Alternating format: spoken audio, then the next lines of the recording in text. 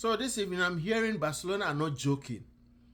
They have really, really gone hard for Anthony Gordon. And the question I'm asking myself is, they have 80 million euros for Anthony Gordon. What I'm hearing is that they are supposed to pay 70 million and 10 million will be add-ons. But I mean, don't get it twisted. Barcelona is not carrying 70 million to Newcastle for Anthony Gordon. They're going to pay in installment. That is within a 5-year period. So I think that's a good plan. And Anthony Gordon is one of the players I admire, especially for his, pace, and then also for his what you will call pressing game. Anthony Gordon is one of the players that presses so much, and I think he will be so much a good asset for Hansi Flick and Barcelona. Yeah. Now the question is, if you are paying this kind of money for Anthony Gordon, remember Barcelona's problem the season that just ended, and even last season, failing in the Champions League, was not because of attack. It was because of defense.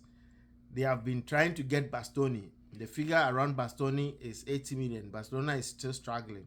Now, if you go and pay this kind of money, what are you telling Inter Milan? I think Barcelona is missing the point. They have to prioritize defense.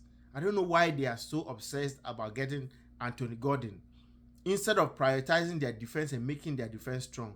Because if they want to continue relying on Pau Kubasi and Gerard Martin, those mistakes they made, and Eric Garcia, those mistakes they made against Atletico Madrid, those mistakes they made against Inter Milan, that is last 2 seasons, they will still make those mistakes when it matters most. You will score 3 goals, you will score 4 goals, and still you will lose the game, or you'll be out of the tournament.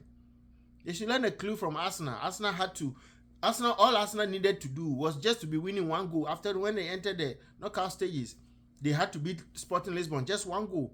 They had to beat Atletico Madrid just by 1 goal.